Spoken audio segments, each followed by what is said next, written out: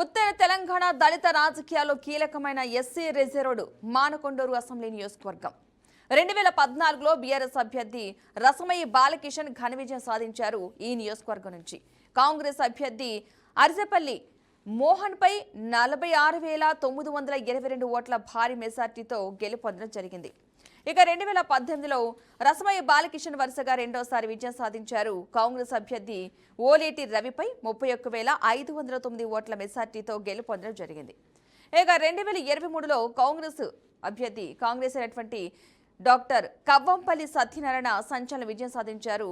ఈ నియోజకవర్గం నుంచి బీఆర్ఎస్ అభ్యర్థి అయినటువంటి రసమయ్య బాలకిషన్ పై 32,328 ఓట్ల భారీ మెజార్టీతో గెలుపొందడం జరిగింది. దశాబ్ద కాలం బీఆర్ఎస్ ఆధిపత్యానికి 2023లో కాంగ్రెస్ బ్రేక్ వేసింది. కవ్వంపల్లి సత్యనారాయణ ఎంట్రీతో నియోజకవర్గ రాజకీయాల్లో కొత్త సమీకరణాలు ఏర్పడుతున్నాయి.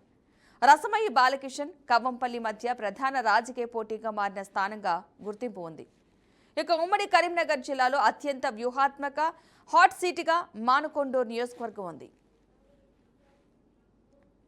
మానకొండూరు రాజకీయాల్లో డాక్టర్ కవ్వంపల్లి సత్యనారాయణ పేరు ఇప్పుడు కీలకంగా వినిపిస్తోంది. 2023 ఎన్నికల్లో భారీ మెజార్టీతో కాంగ్రెస్ తరపున విజయం సాధించి నియోజకవర్గంలో కొత్త రాజకీయ సమీకరణాలకు దారితీసిన నేతగా ఆయన గుర్తింపు పొందారు.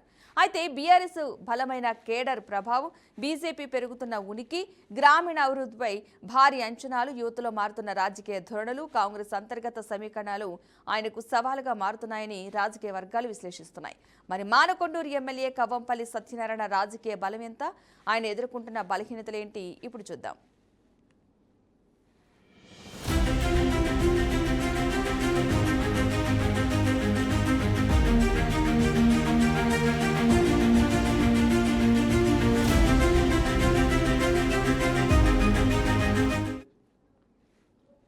ముందుగా రాజకీయ బలం, గ్రామీణ స్థాయిలో బలమైన వ్యక్తిగత అనుబంధాలు.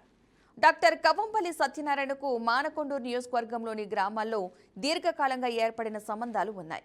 ఎన్నికల సమయంలో మాత్రమే కాకుండా నిరంతరం ప్రజల మధ్య ఉండటం వల్ల ఆయనకు ఒక స్థిరమైన గ్రామీణ నెట్వర్క్ ఏర్పడింది.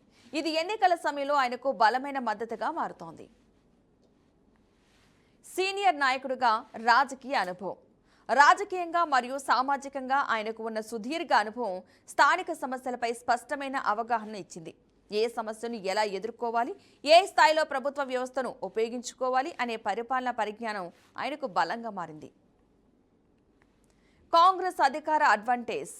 రాష్ట్రంలో కాంగ్రెస్ ప్రభుత్వం ఉండటం వల్ల నియోజకవర్గ అభివృద్ధి పనులు, నిధుల మంజూరు, ప్రాజెక్టుల అమలు వంటి అంశాల్లో ఎమ్మెల్యేగా ఆయనకు అనుకూల పరిస్థితి ఉంది. ఇది అభివృద్ధి పనులను వేగవంతం చేసే అవకాశాన్ని కల్పిస్తోంది. ఎస్సీ రిజర్వ్డ్ నియోజకవర్గంలో సామాజిక ప్రభావం. మానకొండూరు ఎస్సీ రిజర్వ్డ్ స్థానం కావడంతో సామాజిక సమీకరణాలు కీలకం. ఈ వర్గాల్లో ఆయనకు ఉన్న పట్టు, అలాగే ఇతర బీసీ వర్గాలతో ఉన్న సమన్వయం ఎన్నికల ఫలితాలను ప్రభావితం చేసే స్థాయిలో ఉంది. రైతు, గ్రామీణ సమస్యలపై నిరంతర దృష్టి. సాగునీరు, వ్యవసాయం, రోడ్లు, త్రాగునీటి సమస్యల వంటి గ్రామీణ అంశాలపై ఆయన నిరంతరం స్పందించడం వల్ల రైతు వర్గాల్లో సానుకూల ఇమేజ్ ఏర్పడింది. ఇది గ్రామీణ ఓటు బ్యాంకును స్థిరంగా ఉంచే అంశంగా మారుతోంది.